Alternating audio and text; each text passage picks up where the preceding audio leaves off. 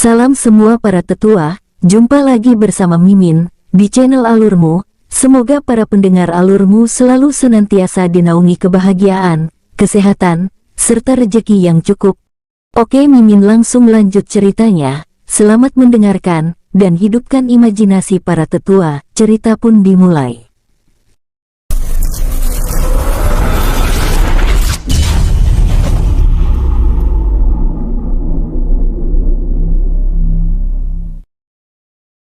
Baiklah, lebih baik kita saling mengenal lebih dulu. Namaku adalah Baian, kata Baian dengan nada santai.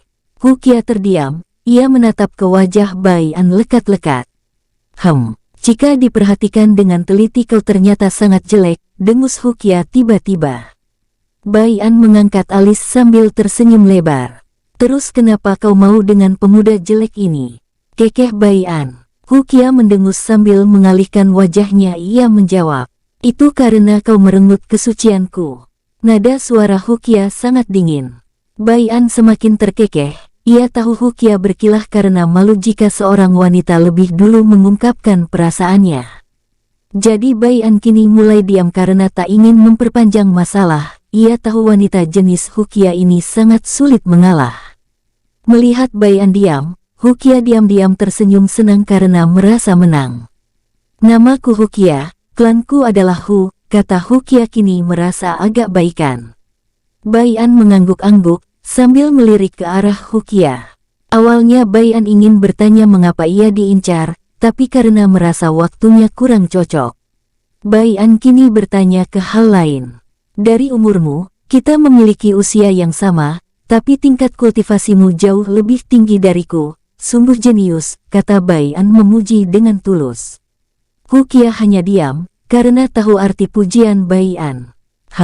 Jika kau ingin, kau harus menikahiku lebih dulu. Aku tak ingin melakukan hal tadi lagi sebelum menikah, dan juga pujianmu itu sungguh tak berarti bagiku, dengus Hukia. Baian mengangkat alisnya sambil bergumam. Wanita ini sungguh jeli juga, ia tahu jika aku ingin lagi, dan juga entah mengapa aku jadi ketagihan. Apa karena ini pertama kalinya bagiku ya? Baian bertanya-tanya dalam hatinya. Jika Hukia tahu hal ini, maka ia akan memukul kepala Baian. Karena ia tadi malam melayani Baian sudah berkali-kali, ia sungguh tidak kuat, ia ingin berhenti tapi ia tidak punya tenaga untuk bicara. Saat ini Hukia berpikir, apakah bertanya atau tidak masalahnya ini. Hukia tahu siapa istri Baian, walau Hukia jarang keluar dari alam semesta atau dunianya. Hukia memiliki banyak sekali bawahan bagian informasi, termasuk sifat musyair istri Baian ini. Itu, apakah istrimu tidak akan marah jika ketahuan melakukan seperti ini? Tanya Hukia memberanikan dirinya. Mendengar itu, Baian sedikit tegang. Tapi tak lama ia kembali normal lalu menjawab. Untuk masalah itu bisa aku urus, tapi yang menjadi masalahnya adalah apa ia ingin menerimamu atau tidak. Hukia terdiam. Saat Hukia ingin menjawab, tiba-tiba ia dan Baian merasakan ada orang bertarung yang memiliki kekuatan jauh lebih kuat dari mereka. Ini, kata Hukia dapat merasakan aura dari salah satu di antara kedua orang yang bertarung di langit. Melihat Hukia berdiri, Baian langsung berdiri sambil bertanya. Apakah kau tahu siapa mereka? Tanya Baian penasaran. Aku hanya tahu salah satu dari mereka. Ia adalah jenderal terkuat milik klan Hu, tapi untuk yang satunya lagi aku tak tahu. Jawab Hukia. Baian terdiam sambil berpikir. Apakah mereka melihat kami melakukan hal semalam terus jenderal dari klan Hu tidak terima lalu ingin turun membantumu? Kata Baian melirik ke arah Hukia.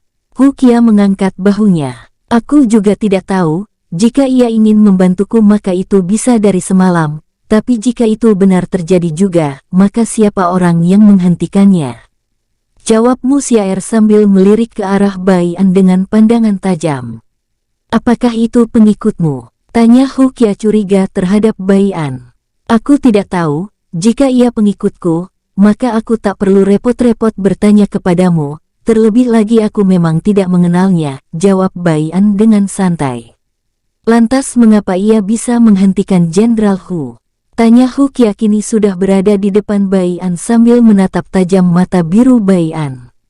Aku sudah bilang jika aku tak tahu, jika kau tak percaya kita lebih baik ke sana untuk membuktikan, jika ia benar pengikutku, maka kau bisa menikmati tubuhku dan jika ia benar-benar bukan pengikutku, maka aku akan menikmati tubuhmu, bagaimana? Kekeh Baian. Enak saja, untungnya hanya ada di kamu, aku tidak mau, kata Hukia menutup tubuhnya menggunakan kedua tangannya. Ya sudah, jika kau tak mau maka kau harus melayaniku karena aku yang menang, kata Baian menyeringai kecil. Hukia mendengus sambil mundur menjaga jarak saat Baian ingin menarik pinggangnya. Baik, jika aku yang benar maka aku akan mengulitimu hidup-hidup, dengus Hukia. Baiklah, berarti kau menerima taruhanku, kekeh Baian. Melihat senyum mesum Baian, Hukia langsung jijik sambil bergumam. Mengapa aku suka sama orang seperti ini? Tanya Hukia dalam hati. Saat melihat Baian melesat, Hukia langsung mengejar dengan cepat. Wos, hei, kenapa kau pegang begini? Terlebih kau memegang lenganku terlalu erat, seolah kau takut aku kabur saja, kata Baian dengan kesal. Tentu saja aku takut, jika kau kabur, lalu apa kata anakku jika ia bertanya di mana ayahku, dengus Hukia tak kalah kesal. Baian langsung menggelengkan kepalanya. Wanita memang merepotkan, gumam Baian. Apa kau bilang? Coba ulangi, dengus Hukia yang mendengar gumaman Baian. Baian terkekeh ingin menjawab, namun Hukia langsung menutup mulut Baian karena merasa tak enak. Sambil melesat, Baian dan Hukia kini tak sadar sudah akan sampai. Mereka berdua kini berhenti lalu melirik dari kejauhan. Yang mana orang yang kau maksud Jenderal Klan Hu? Tanya Baian melirik ke arah dua orang yang sedang bertarung. Terlihat pria berjubah merah dan rambut merah sedang tertekan oleh pria berambut biru berjubah hitam. Itu, orang yang berambut merah, tunjuk Hukia. Baian melihat itu langsung melirik ke arah orang berambut biru. Rambutku sangat mirip dengannya, tapi aku tak mengenalnya, kata Baian dengan santai. Hukia mengangguk sekilas karena tahu Baian berkata jujur. Terus apakah kau ingin membantu jenderalmu? Aku merasa ia akan kalah jika terus seperti ini, kata Baian melirik ke arah Hukia.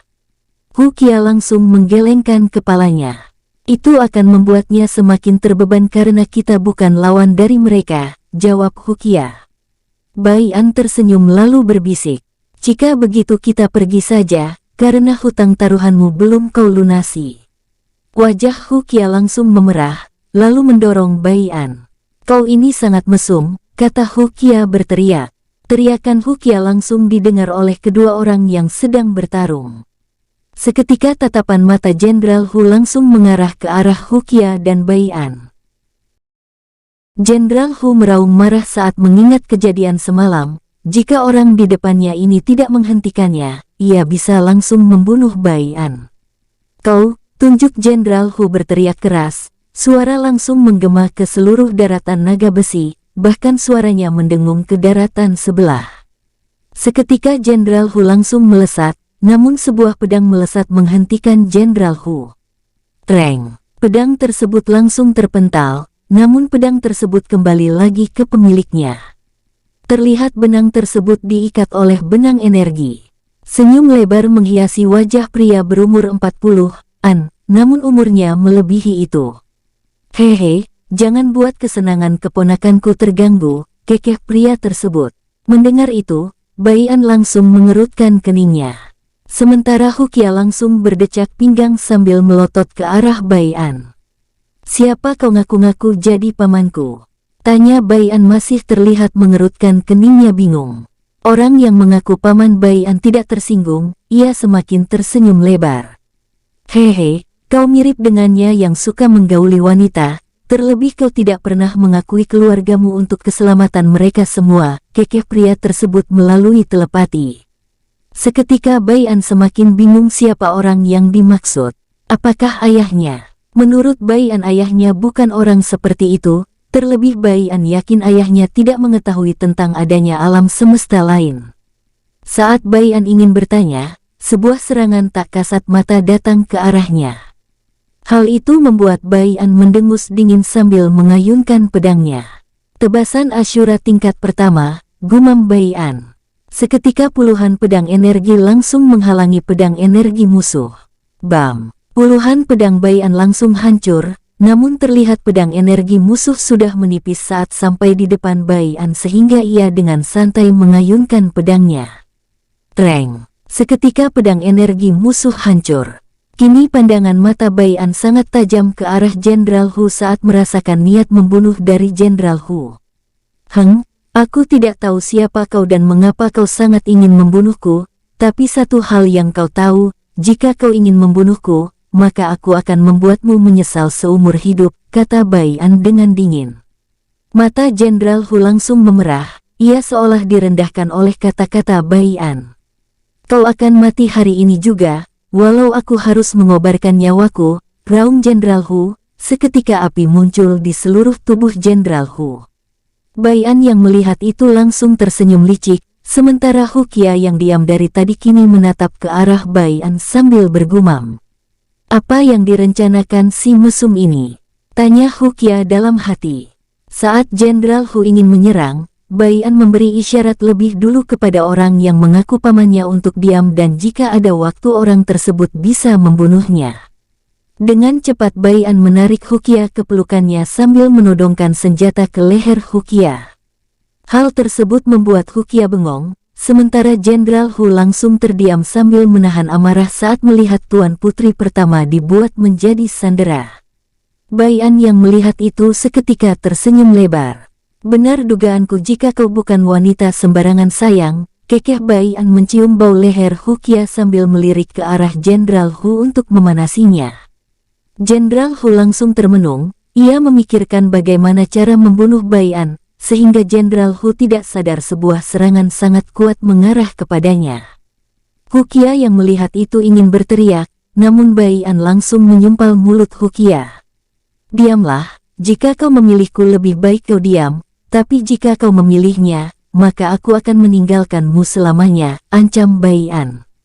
Hal itu membuat Hu Qia terdiam, ia tak tahu mau memilih yang mana sehingga ia hanya bisa mendoakan Jenderal Hu selamat. Kini Jenderal Hu merasakan serangan kuat dan ingin menghindar, namun sayang, serangan bola energi sudah beberapa meter di depannya, itu membuat Jenderal Hu berusaha menahan bola energi menggunakan seluruh api yang ada di sekitar tubuhnya. Matahari lava, teriak Jenderal Hu. Seketika kobaran api di sekitar tubuh Jenderal Hu semakin besar dan panas, hutan yang tadinya dipenuhi oleh pohon langsung hangus, walau jarak Jenderal Hu jauh di atas langit dengan hutan di bawahnya, tetap menghanguskan seisi hutan. Bahkan seluruh daratan naga besi merasakan kepanasan. Bom! Walau sudah menggunakan kekuatan penuhnya, Jenderal Hu tetap terlempar cukup jauh. Belum sampai Jenderal Hu jatuh ke daratan, pria berambut biru muncul di bawahnya sambil mengayunkan pedangnya. Tebasan Asyura tahap pertama, gumam pria berambut biru. Seketika pedang energi yang mirip pedang nyata muncul, dan bergerak sendiri menyerang Jenderal Hu. Jenderal Hu yang melihat itu tak tahu harus bagaimana sehingga ia hanya berteriak.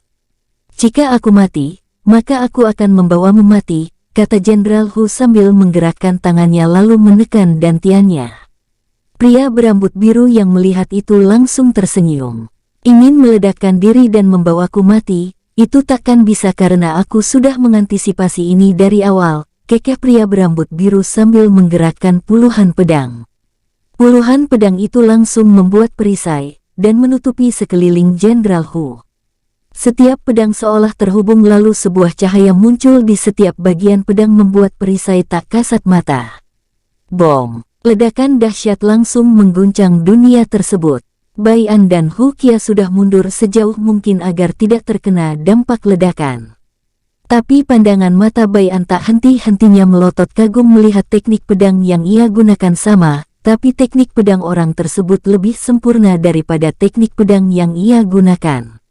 Beberapa menit setelah ledakan mereda, dan pedang-pedang energi pria berambut biru yang sudah retak, kini mulai hancur dan langsung memperlihatkan asap mengepul.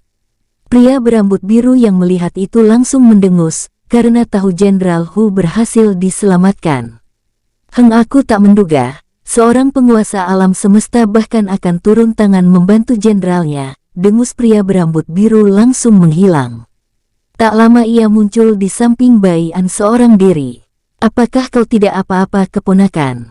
Tanya pria berambut biru sedikit khawatir.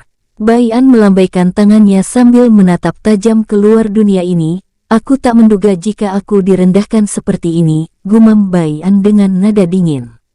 Bai An mengatakan itu karena ia tersinggung saat memegang Hukia. Namun Hukia menghilang sambil sebuah suara terdengar di telinga Bai An. Suara tersebut berkata, orang lemah seperti dirimu tidak pantas menyentuh putriku. Suara tersebut selalu terngiang-ngiang di ingatan Bai An. Bai An kini menatap ke arah orang berambut biru, lalu pandangan matanya mengarah ke mata biru pria tersebut. Mata ini sangat mirip dengan jiwa yang aku temui di dimensi kecil, gumam Bai An. Apakah orang ini adalah dia, yang tak lain kakekku? Tanya Bai An dalam hati. Siapa kamu? Tanya Bai An sambil meningkatkan kewaspadaannya. Pria tersebut hanya tersenyum lebar sambil melambaikan tangannya santai. Seketika Bai An dan pria tersebut menghilang dari tempat mereka berdiri. Wos, Bai An dan pria tersebut muncul di ruang kosong yang serba putih. Di mana ini? Secara spontan Bai An bertanya kepada pria di depannya. Kau akan tahu sebentar lagi, jawab pria tersebut. Tak lama layar seperti monitor muncul di depan Bai An. Hal itu awalnya membuat Bai An bingung, namun tak lama matanya melotot saat melihat sebuah gambar masa lampau. Gambar itu menunjukkan pria berbadan kekar, dengan wajah tampan berambut biru dan memiliki mata ribu. Beberapa detik gambar tersebut memperlihatkan sebuah pertarungan yang sangat dahsyat. Terlihat laki-laki tampan berambut biru sedang berhadapan dengan laki-laki tampan berambut kuning. Waktu terus berlalu, terlihat pria berambut biru akhirnya kalah dengan wajah penuh luka dan baju berantakan. Saat ingin dibunuh laki-laki berambut kuning berhasil melarikan diri ke tempat yang tidak ia ketahui. Saat itu ia bertemu dengan nelayan wanita yang sedang membawa beberapa ikan.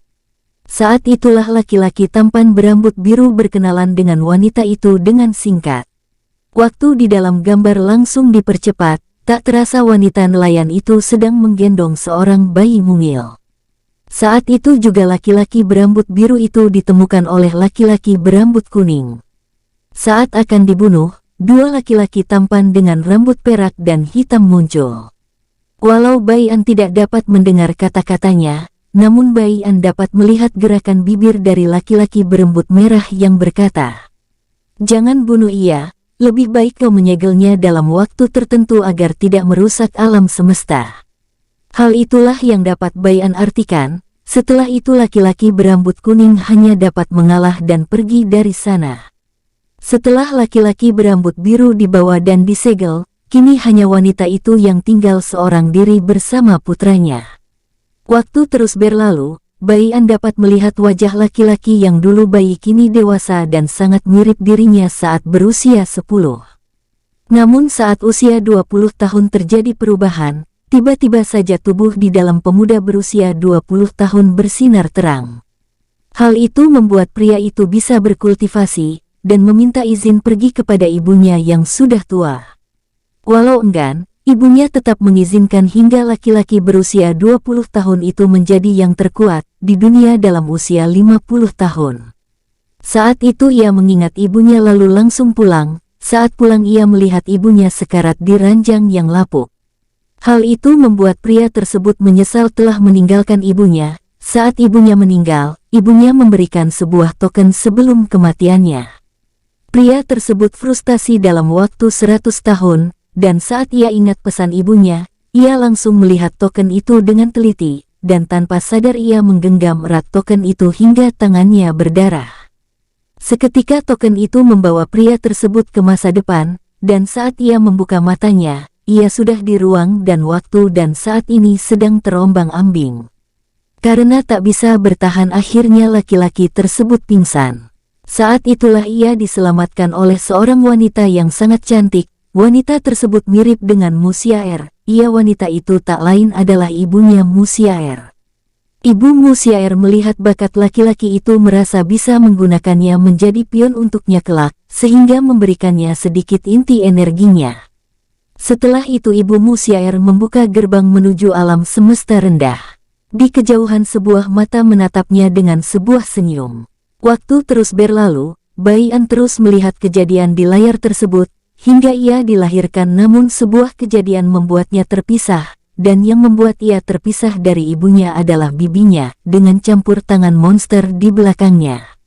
Hal itu membuat Baian mengepalkan tangannya erat-erat, ia kini tahu apa yang terjadi dan tahu siapa saja pengkhianatnya. Layar terus berputar hingga Baian dipertemukan oleh ayahnya dan layar langsung menghilang. Apakah ini nyata? Tanya Baian menatap ke arah pria berambut biru. Tentu saja nyata. Jika kau pikir aku berbohong, maka kau bisa membunuhku. Jawab pria berambut biru dengan jujur. Baian akhirnya mengangguk percaya lalu kembali bertanya. Lalu apa hubunganmu dengan pria yang pertama kali muncul? Aku yakin kau pasti memiliki hubungan dengannya, tanya Baian. Pria berambut biru tersenyum santai lalu berkata, perkenalkan, namaku adalah Lingdong. Aku adalah anak dari pria yang kau lihat pertama kali muncul saat bertarung dengan pria berambut merah. Nama kakakku adalah Ling San, ia adalah penguasa alam semesta ke-9, dan orang berambut kuning itu adalah Hu Xiao, ia adalah penguasa alam semesta ke-3. Mendengar itu Baian langsung menggenggam erat tangannya. Jadi suara itu adalah orang bermabut kuning yang bernama Hu Xiao, gumam Baian. Melihat itu Lingdong tersenyum santai sambil menepuk Baian. Kau tenang saja, aku yakin kau pasti akan bisa mengalahkannya pada waktunya tiba. Untuk saat ini dengan kekuatanmu aku yakin kau dapat kembali ke alam semesta rendah dan membebaskan keluargamu termasuk membebaskan kakak pertamaku yang disegel. Walau aku dan dia berbeda ibu, namun ia adalah keluargaku, jadi aku punya kewajiban khawatir, kata Lingdong dengan serius. Baian yang mendengar itu sedikit jengkel lalu berkata, kau lebih kuat dariku, lalu mengapa kau membiarkan keluargaku seperti itu? Tanya Baian dengan membentak. Lingdong sama sekali tidak marah. Aku yakin kau cerdas, jika aku meninggalkan alam semesta ini terlalu lama maka, sebelum Lingdong menyelesaikan kata-katanya. Baian mengangguk paham lalu membungkuk. Maafkan aku kakek yang telah terbawa emosi, kata Baian dengan tulus. Saat ini wajah Lingdong berkerut.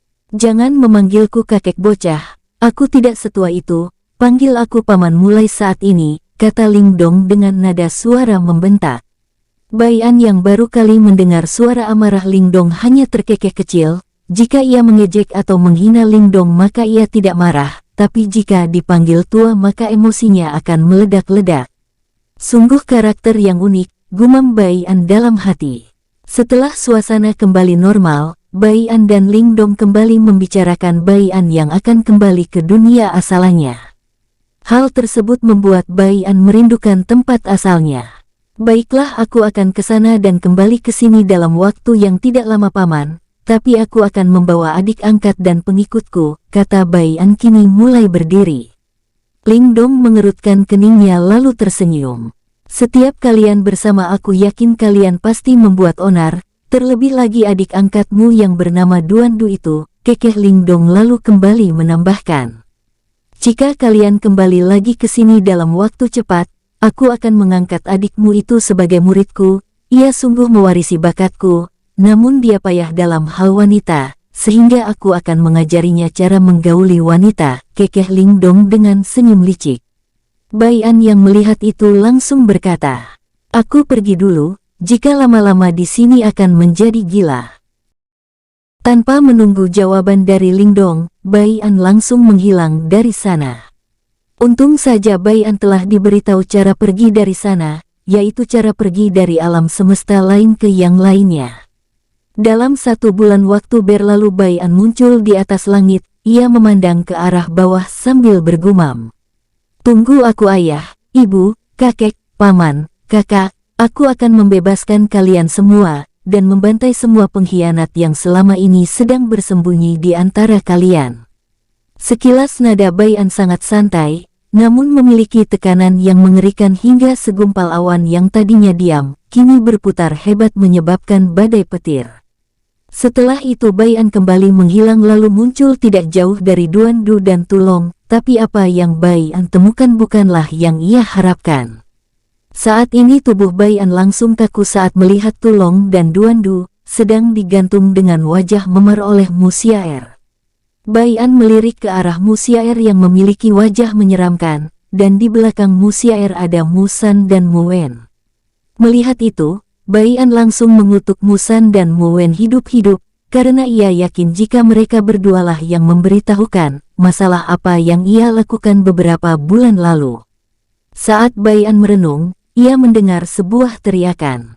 "Kakak, tolong aku tidak tahu apa masalahmu dengan kakak ipar, jadi jangan libatkan aku," teriak Duan Du merengek.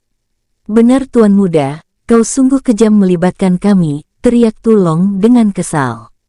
"Diam," bentak Mu Xiaer. Mata Mu Xiaer tidak pernah hilang dari tatapan Bai'an. "Jelaskan pembelaanmu, jika alasanmu tidak logis, maka aku akan mengulitimu hidup-hidup," kata Mu Xiaer dengan dingin.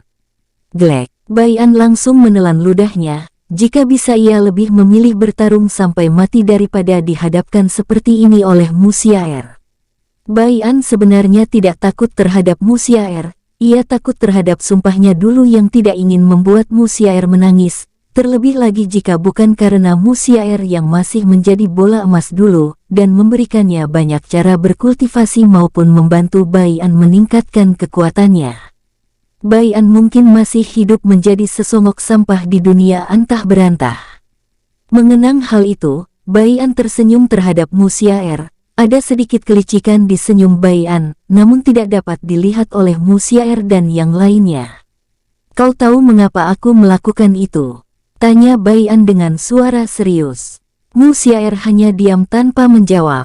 Hal itu membuat Bai'an langsung menjelaskan. "Aku melakukan hal itu agar kau tidak kesepian. Aku berpikir saat aku tak ada di sana dan kau hanya seorang diri tanpa ada yang mengajakmu bicara, membuat aku memutuskan mencari istri lain agar bisa menemanimu bicara dan bercanda.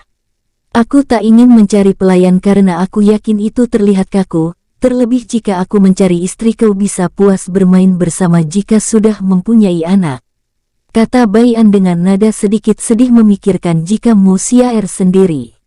Seketika hati Mu Xiaer luluh dan membenarkan jawaban Bai'an, karena selama ini ia kesepian, ia tidak bisa meluapkan emosinya maupun keluh kesahnya. Tapi seketika wajah Mu Xiaer langsung tegas sambil berkata, "Walau aku menerima jawabanmu, tapi tetap saja kau harus ikut dihukum karena aku sebagai wanita telah kau permainkan." Tanpa menunggu jawaban dari Bai'an, Mu Xiaer sudah muncul di depan Bai'an. Bai'an yang sudah mengantisipasi hal ini langsung mundur. Bam! Tangan Mu Xiaer hanya memukul udara, namun tetap saja karena memiliki tekanan yang kuat dari serangan Mu Xiaer menyebabkan serpihan serangan Mu Xiaer membuat tanah dan pohon hancur. Bai'an yang melihat itu langsung bergidik, walau ia tidak mati, namun tetap saja ia dapat merasakan rasa sakit. Dengan cepat Bai'an melarikan diri sambil tersenyum kasihan terhadap Duan Du dan Tulong. "Mau lari kemana kau kurang ajar?" teriak Mu Xiaer dengan wajah kesal, karena tidak bisa melampiaskan kekesalannya tadi saat ingin memukul Bai'an. Mu Xiaer langsung melesat mengejar Bai'an ke sana kemari, namun ia masih belum bisa mengejar Bai'an. Sementara Duan Du dan Tulong memasang wajah jelek saat melihat senyum mengejek dari Bai'an tadi. Saat ini mereka yakin akan menjadi pelampiasan lagi jika Bai'an tidak tertangkap.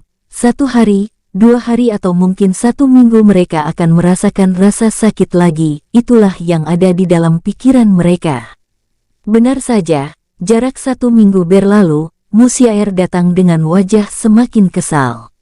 Mata Mu Xiaer menatap tajam ke arah Duan Du dan Tulong. "Sebagai adik dan pengikutnya, aku yakin kalian memiliki sifat yang sama dengan si brengsek itu, maka dari itu aku akan mengajari kalian agar tidak mengikuti langkahnya yang salah, apalagi jika kalian sampai memiliki lebih dari 1 istri," kata Mu Xiaer dengan nada dingin.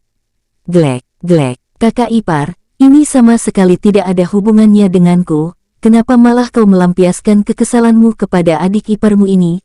Teriak Duandu mencoba melepaskan tali energi yang selama ini mengikatnya, namun semakin Duandu mencoba semakin ia kehilangan energinya. Sama halnya dengan Tulong, kini wajahnya sangat jelek. Nona Xia, apakah kau tidak melihat wajah polosku ini? Kenapa kau samakan aku dengan tuan muda? Aku sama sekali tidak pernah berbuat yang tidak-tidak, selama ini aku selalu menjadi orang yang penurut, teriak Tulong mencoba semua alasan agar ia dilepas. Namun semua itu hanya dianggap kicauan burung oleh Mu Xiaer. Dengan langkah santai Mu Xiaer berjalan secara perlahan. Sementara Mu San dan Mu Wen sudah menjauh dan tugasnya hanya menjaga Duandu dan Tulong, mereka berdua yakin jika terus di sana, maka mereka juga akan mendapatkan hadiah yang tidak bisa mereka lupakan jika Mu Xiaer sedang marah. Tak lama terdengar suara teriakan menggema secara bergantian. Bai An yang mengintip dari kejauhan sampai bergidik nyeri, ia tidak pernah merasakan bergidik seperti ini. Untung saja aku bisa kabur, jika tidak, aku akan mengalami nasib yang sama dengan mereka, gumam Bai An mengelus-elus dadanya lega. Bai An juga tersenyum kecil memikirkan nasib naas Duandu dan Tulong. Hehehe, jalani saja nasib sial kalian, jangan salahkan aku, itu karena kalian yang tidak bisa kabur dari wanita iblis ini, kata Bai An melalui telepati kepada Duandu dan Tulong. Tidak jauh dari Bai An, saat ini Mu Xiaer telah puas melampiaskan kekesalannya. Jika aku menemukan pria brengsek itu, aku akan membuatnya lebih menderita dari kalian, kata Mu Xiaer mendengus lalu menghilang dari sana. Duandu dan Tulong langsung bergidik mendengarnya, tak menunggu lama benang energi yang mengikat mereka langsung menghilang. Bersamaan dengan itu Bai An muncul sambil terkekeh kecil. Duandu dan Tulong langsung memasang wajah kesakitan sambil berguling-guling. Sudah aku tahu kalian berpura-pura, mereka sudah pergi. Jadi berhentilah memasang wajah menyedihkan lagi, kata Bai An. Seketika Duandu dan Tulong langsung bangun, tubuh mereka yang penuh luka langsung hilang. Sebuah senyum lebar langsung menghiasi wajah mereka bertiga sambil bertepuk tangan. Haha, bagaimana aktingku kakak, apakah hebat? Tanya Duandu dengan bangga menepuk dadanya. Benar-benar, apakah aktingku hebat juga tuan muda? Sambut Tulong dengan wajah bersemangat. Bai An terkekeh kecil. Hehehe, untung saja pertama kali kesana dulu kita menekan kekuatan kita dan Xiaer hanya melihat yang kita tekan, jadi ia hanya menyiksa kalian menurut tingkat kultivasi kalian saja. Jika ia tahu kita membohonginya, maka aku yakin ia akan murka, kekeh Bai An sambil bergidik. Bai An juga berpura-pura mengirim telepati, karena yakin Mu Xiaer dapat ikut memasuki telepati mereka. Hal itu Bai An sengaja agar Mu Xiaer langsung pergi. Duandu mengangguk kecil. Benarkah? Tapi aku heran, mengapa kakak ipar yang memiliki kekuatan lebih tinggi dariku, tidak bisa melihat kekuatanku yang sebenarnya? Tanya Duandu penasaran. Dulu aku juga sempat ragu jika Mu Xiaer tahu, tapi semenjak melihat beberapa kejadian masa lampau, aku yakin jika hanya penguasa alam semesta yang bisa melihat tingkat kekuatan kita yang sebenarnya, kata Bai An. Hal itu membuat Duandu dan Tulong penasaran. Masa lampau, apa itu? Tanya keduanya bersamaan. Tapi Bai An melambaikan tangannya santai. Suatu saat aku akan memberitahu kalian karena saat ini kita akan melakukan acara pembantaian sambil membayar hutang kita, kata Bai An tersenyum dingin. Mendengar itu wajah Duandu dan Tulong seketika bersemangat, yang satu memikirkan harta jarahan, yang satu ingin bertarung dengan orang kuat. Ayo kita akan kemana? Aku sudah tidak sabar, ucap Duandu dan Tulong secara serempak. Dunia tempat kita berasal, jawab Bai An tetap dingin. Mendengar itu, wajah semangat Duandu dan Tulong langsung berubah menjadi ganas. Biarkan aku yang akan membantai mereka kak. Aku ingin sekali menguliti mereka hidup-hidup, bahkan aku ingin sekali bisa menghidupkan orang mati agar aku puas membunuh mereka, kata Duandu meraung. Bocah nakal, kau terlalu kuat untuk mereka, biarkan aku saja yang membantai mereka, bila perlu dunia yang disebut alam dewa itu aku hancurkan, kata Tulong dengan suara mengerikan. Bai An yang mendengar itu seketika tersenyum hangat. Bai An tahu jika mereka berdua sangat tulus saat mengatakan hal tersebut tanpa ada unsur apapun. Kalian tenang saja, karena kalian akan mendapatkan bagian masing-masing, dan ikuti saja permainannya nanti, kekeh Bai An. Duan Du dan Tulong langsung mengangguk patuh jika Bai An sudah berkata seperti itu, karena mereka yakin ide Bai An ini sangat menyenangkan untuk mereka ikuti. Setelah itu Bai An, Duan Du, dan Tulong langsung pergi lebih dulu ke klan D untuk melihat situasi, sambil memberikan beberapa harta untuk meningkatkan kekuatan mereka. Tep-tep, Bai An, Duan Du dan Tulong langsung muncul di tengah aula klan D, dan secara kebetulan De Qiyuan, Xian Wei, Pin Chang dan Pin Sang ada di sana sedang membahas rencana untuk menyerang lebih dulu, tapi mereka tidak bisa memutuskan ini jika Bai An belum datang. Melihat kedatangan orang yang mereka tunggu akhirnya muncul, wajah semua orang yang ada di sana seketika cerah. Salam Tuan Muda Besar dan Tuan Muda, sapa semua orang memberi hormat dengan sedikit membungkuk dengan tulus. Bai An melambaikan tangannya, seketika energi tak kasat mata langsung membangunkan mereka. Aku tak ingin basa-basi, mungkin aku akan pergi meninggalkan kalian selama beberapa bulan, atau mungkin tahun. Karena hal inilah, aku memberikan kalian ini untuk meningkatkan kekuatan kalian saat aku tidak ada di sini. Untuk masalah perang yang akan kalian lakukan, aku serahkan sepenuhnya kepada De Qiyuan sebagai yang terkuat dan untuk taktik aku serahkan kepada Pin Chang, kata Bai An terdiam untuk melihat reaksi mereka semua yang cukup terkejut.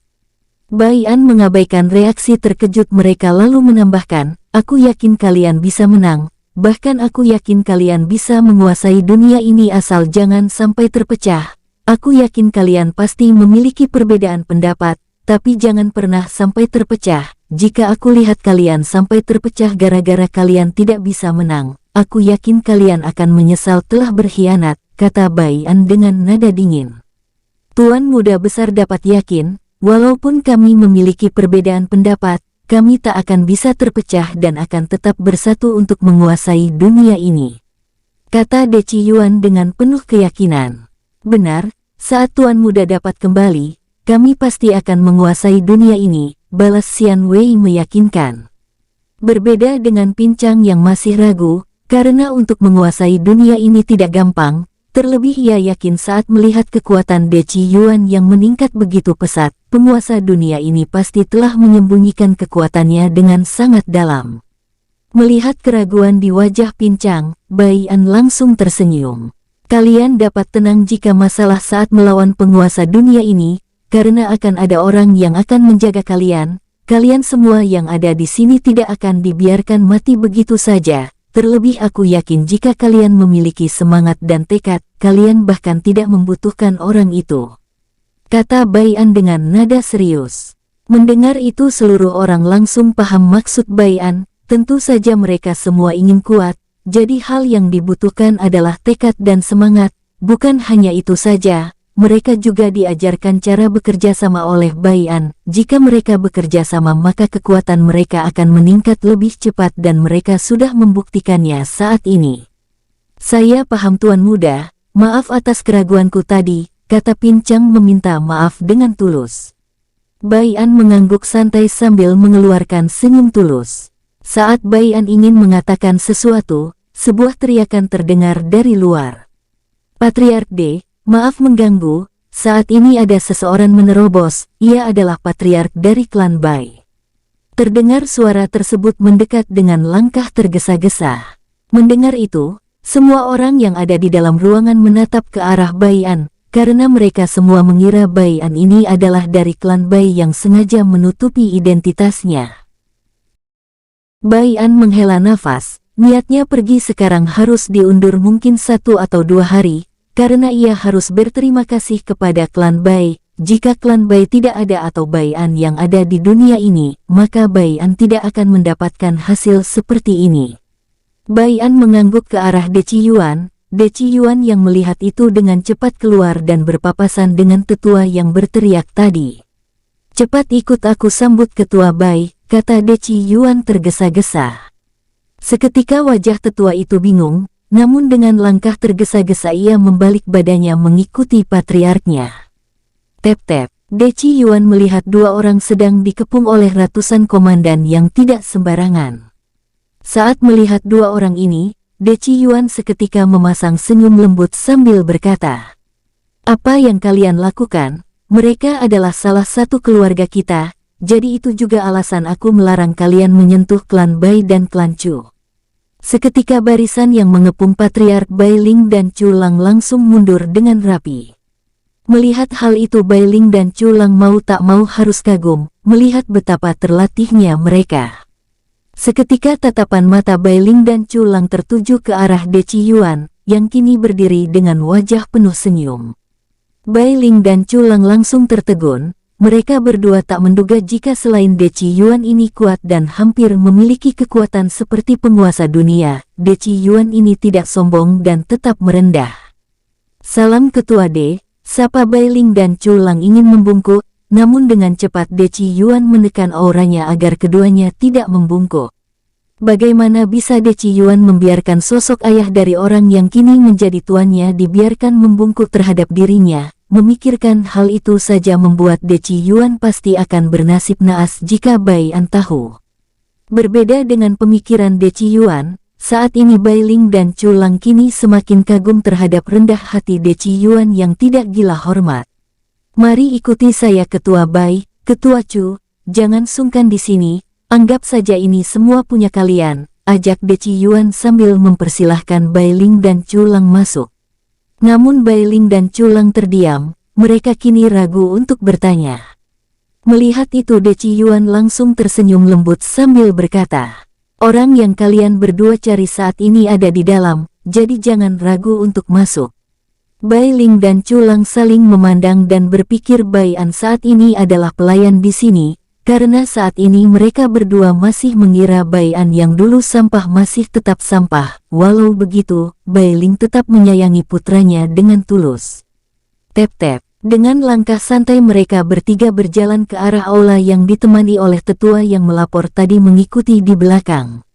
Bai An yang berdiri di belakang pincang langsung tersenyum cerah, seolah memahami karakter Bai An yang ada di dunia ini. Terlebih lagi Bai An sudah mengatur semua orang yang ada di sini.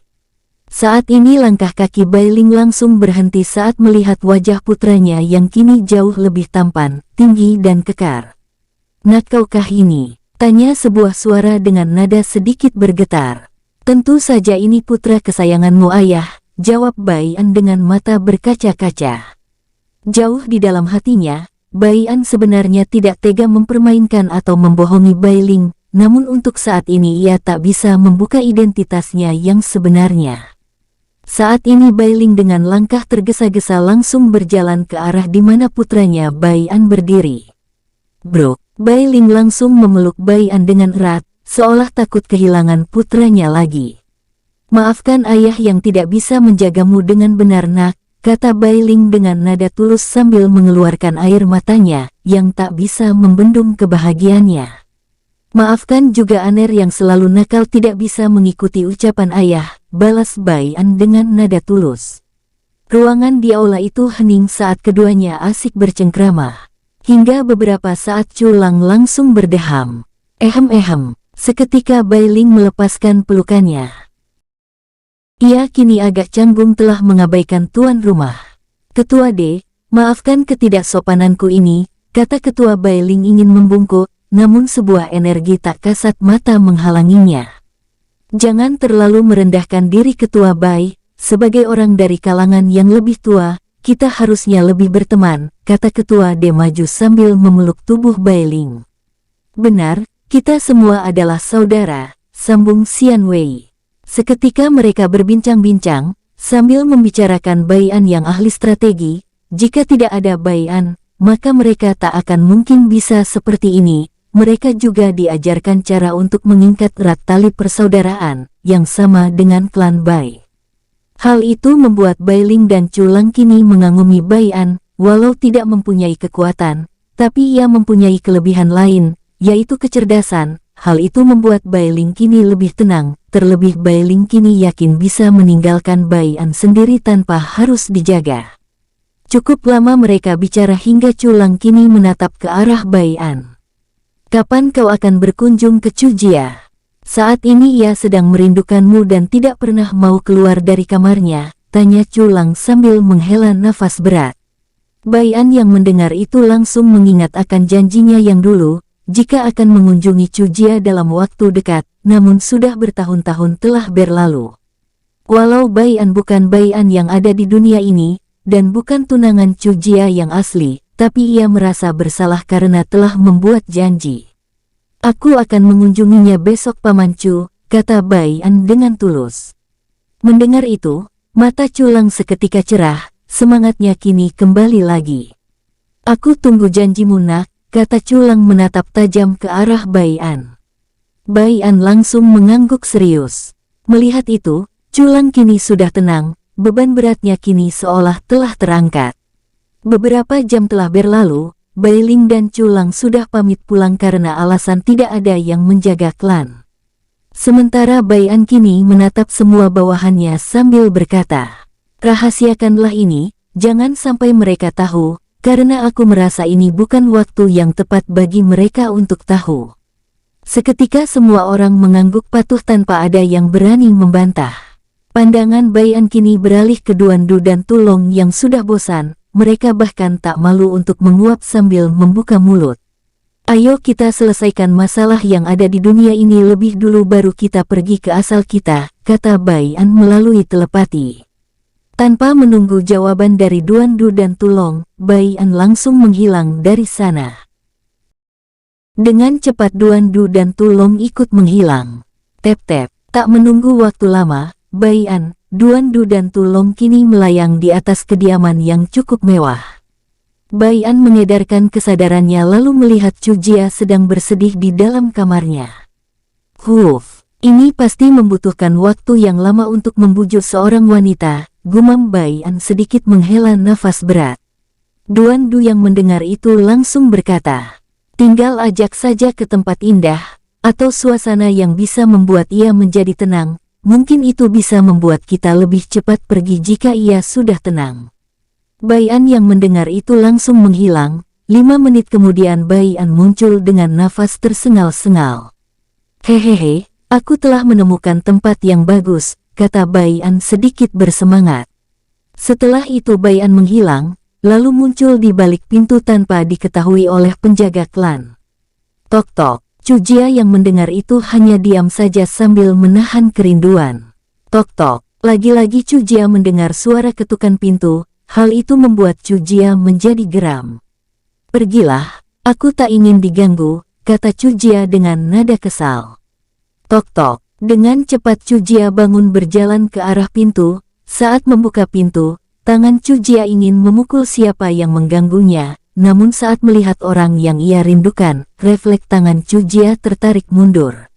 "Kakak Bai An," teriak Cujia langsung memeluk Bai An. "Bro, kenapa kau lama sekali datang? Aku sudah menunggu selama 15 tahun lamanya, kenapa kau mengingkari janji?" kata Cujia langsung mengeluarkan keluh kesahnya. Cujia kembali mengatakan banyak hal, Bai An hanya diam saja menjadi pendengar yang baik. Cukup lama Cujia mengeluh hingga tanpa sadar Cujia tertidur di pelukan Bai An. Bai An langsung membawa Cujia ke ranjangnya. Saat Bai An ingin melepaskan pelukan Cujia, Cujia malah semakin erat memeluk Bai An. Bai An hanya bisa menghela napas berat. Pagi harinya, Cujia terbangun lalu melirik ke arah Bai An yang kini duduk menunggunya. Perlahan Bai An bangun saat menyadari Cujia telah bangun. Terlihat Cujia sampai saat ini tidak melepaskan genggaman tangannya di lengan Bai An. "Jiaer, aku ada tempat yang sangat indah untuk dikunjungi. Hal ini juga yang membuat aku lama kembali, karena mencari tempat indah untuk kita menikmati keindahan dunia ini bersama." Tanpa menunggu lama, Bai An langsung mengungkapkan apa yang ingin ia ungkapkan semalam. Cujia yang mendengar itu langsung cerah, matanya terlihat berbinar-binar. Ayo bawa aku ke sana kakak Bai An, selama ini aku hanya di sini saja, itu membuatku bosan, rengek Chujia sambil menarik tangan Bai An dengan tidak sabar. Bai An hanya bisa menggelengkan kepalanya lalu berkata, "Pejamkan matamu selama beberapa detik." Tanpa menunggu lama Chujia langsung memejamkan matanya. Bai An yang melihat itu langsung membawa Chujia menghilang. "Tep-tep, buka matamu," kata Bai An. Chujia langsung membuka matanya. Saat Chujia membuka mata, pandangannya langsung mengarah ke keindahan alam yang alami. Banyak sekali bunga-bunga liar tumbuh di sekelilingnya. Tanpa sadar Chujia mengeluarkan senyum bahagia lalu berlari ke sana kemari.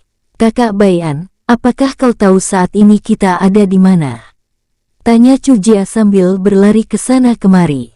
"Kita masih di daratan naga besi, tepatnya kita ada di pegunungan tertinggi yang ada di daratan naga besi," jawab Bai An dengan santai.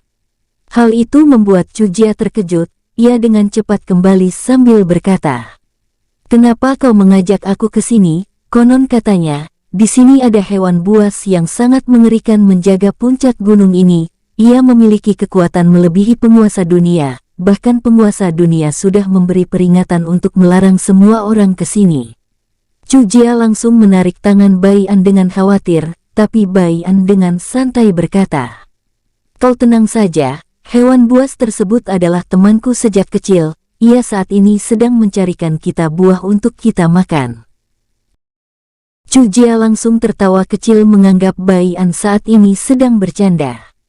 "Sudah jangan bercanda, ayo kita." Belum selesai Chujia berkata, sebuah getaran datang dari arah selatan. Bam bam bam. Langkah kaki itu semakin dekat, hingga memperlihatkan seekor beruang berwarna putih dengan tinggi 50 meter, hampir menyamai bukit kecil. Mata Chujia langsung melotot, karena saking takutnya ia kini diam tak bisa menggerakkan kakinya. "Kakak Bai An, larilah, aku akan menghadangnya untukmu," teriak Chujia. Bai An hanya bisa tersenyum lembut. "Wanita bodoh," gumam Bai An. Bai An tak habis pikir jika ia rela mati demi menyelamatkan laki-laki yang ia cintai. Biasanya laki-lakilah yang berusaha menyelamatkan wanitanya. "Tep-tep, tuan, ini buahnya," sapa sebuah suara dengan lembut. Chujia yang mendengar itu tahu jika beruang putih ini adalah wanita, terdengar dari suaranya. Saat ini tatapan mata Chujia melotot tak percaya ke arah Bai An. Ternyata ucapan Bai An tadi adalah benar. Ia mengira Bai An sedang bercanda. Dengan santai Bai An berjalan ke arah beruang putih lalu menyentuh bulunya. Wos! Beruang putih tersebut langsung menjadi beruang kecil yang sangat imut. "Imutnya," kata Chujia langsung berlari untuk mengambil beruang itu, lalu memeluknya dengan lembut dan hangat. "Kalian terlihat cocok satu sama lain, akan lebih baik jika kalian bersama selamanya, dan kau putih, lindungilah Jair," kata Bai An tersenyum lalu menatap ke arah beruang putih. Beruang putih mengangguk patuh dan terlihat senang juga, bersama Chujia yang terlihat penyayang. Sementara Chujia mengabaikan ucapan Bai An, dan lebih fokus mengelus bulu halus beruang putih. Melihat dirinya diabaikan, Bai An langsung tersenyum kecil.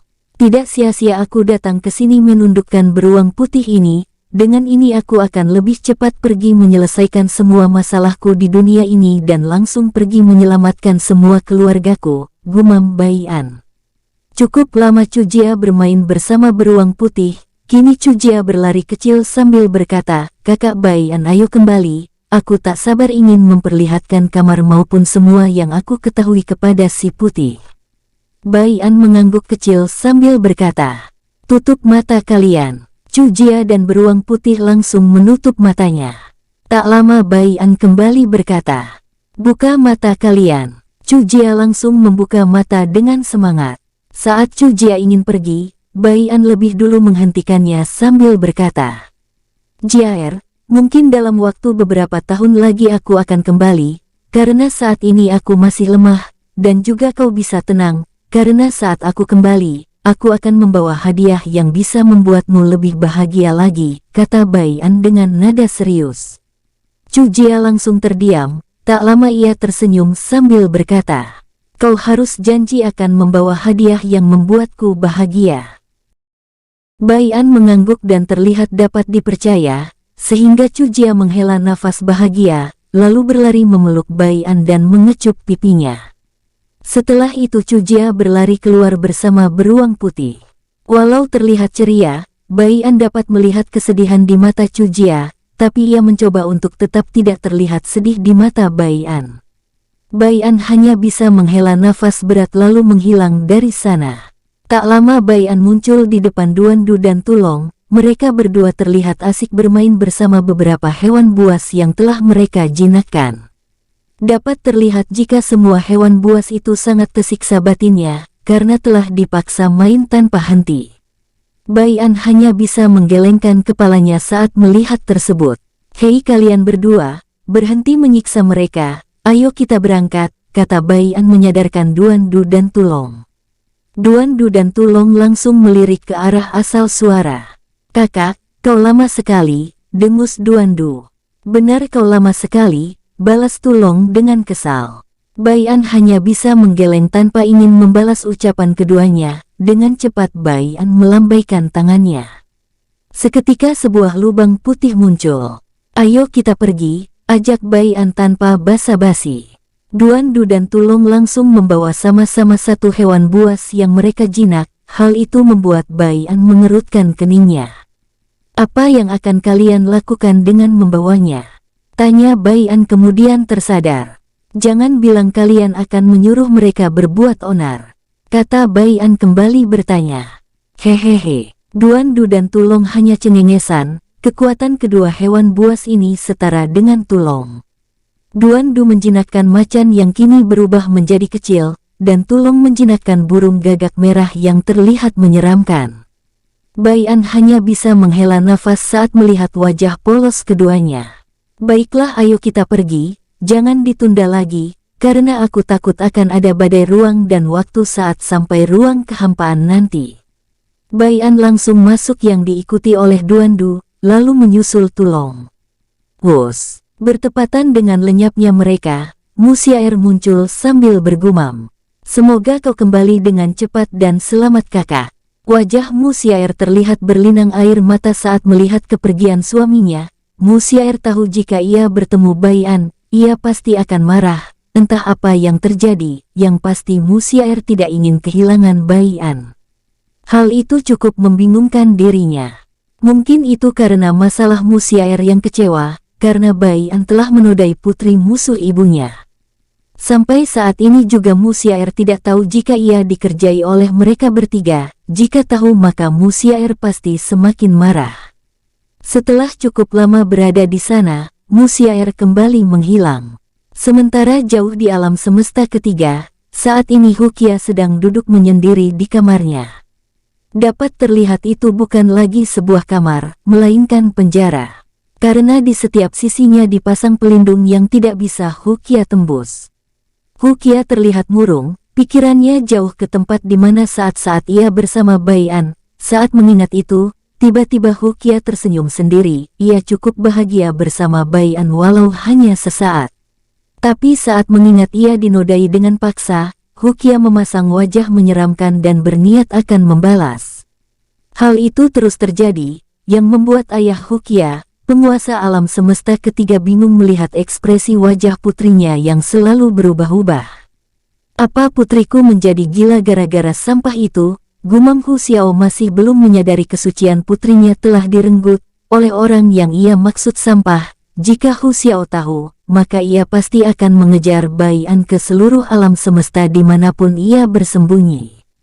Hu Xiao saat ini tidak tahu harus berbuat apa, ia hanya bisa pasrah untuk saat ini. Ia tahu betul sifat putrinya ini, jadi ia langsung pergi setelah melihat keadaan putrinya.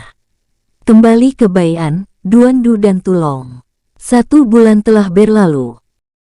Saat ini mereka bertiga terlihat melesat, dengan kecepatan penuh Tulong di dalam ruang hampa. Selama 1 bulan ini tidak ada terjadi halangan apapun, semua berjalan lancar. Hingga pandangan mata Baian melihat cahaya berkedap-kedip. Hal itu membuat Baian bersemangat. Ia langsung dengan cepat menembakkan benang energi untuk mengikat Duandu dan Tulong.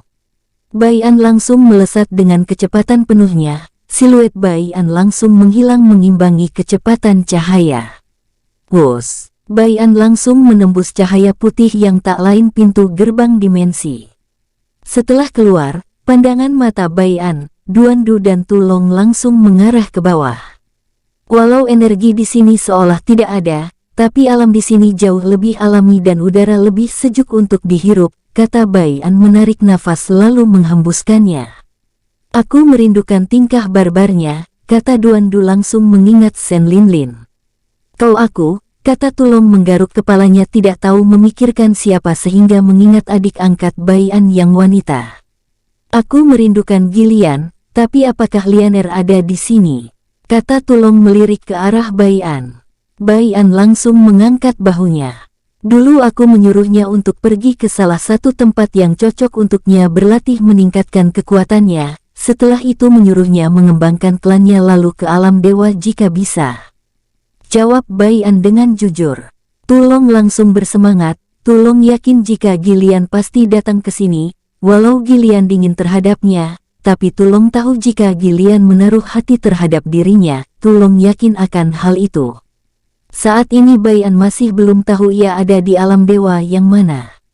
Karena alam dewa itu cukup luas, yang dipisahkan oleh suatu dinding penghalang, yang sama seperti dunia kecil tempat Baian besar dulu. Alam dewa sebenarnya satu, tapi karena penghalang inilah yang membuat alam dewa terbagi menjadi tiga. Alam dewa terkuat dinamakan alam dewa emas, disusul alam dewa perunggu, lalu alam dewa rendah.